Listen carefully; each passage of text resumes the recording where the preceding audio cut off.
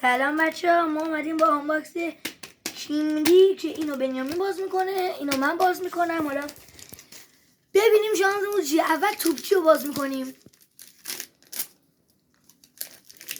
یه بازیکن، دو تا بازیکنه، نه یه دونه است.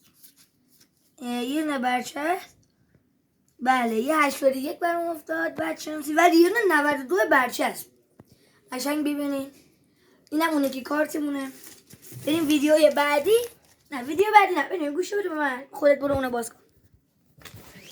بچه برای ویدیو خیلی زحمت کشیدیم،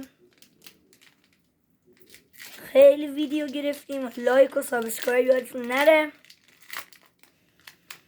یه رئالی داریم، یه رئالی داریم مطمئنن، یه رئالی داریم مطمئنن، دو تا رئالی داریم. رئالی وایس رئالی پاسکز کیه؟ او امضا طلایی کاسیاس.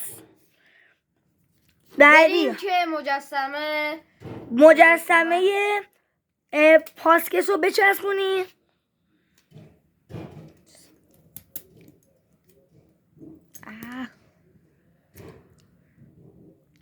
او نمیچسبه چرا؟ بده اینو بگیر من بذار. آره تو بچسب. شماره 10 پاسکس. پاش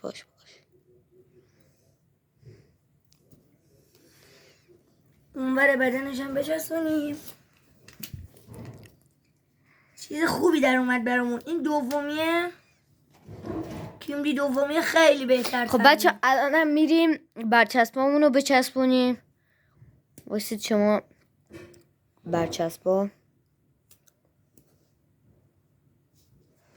بچه فردا هم آنباکس کارت کیمدی هم داریم. بریم ادامه بچسبون. الان همه برچسبا رو آوردی؟ آره صدا رو. بچسبون به اون. بچه این هم از کیمدی ها. این هم دیشب مارسلو باز کردن. مارسلو امضادار طلایی، امضادار طلایی. نه طلایی نیست. امضا طلایی. نه امضا نقره‌ای. از 4 تاش امضا نقره‌ای. اینجا بچسب. کارتمون رو نگاه کنید. بعدی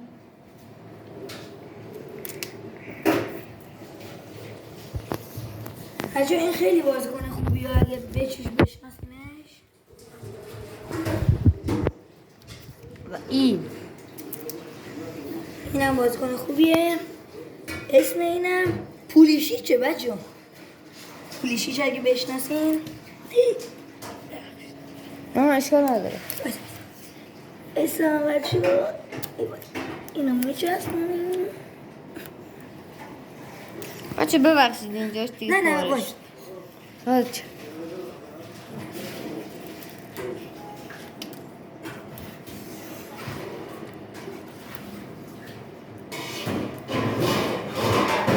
خب تا ویدیو بعد خدا نگهدار.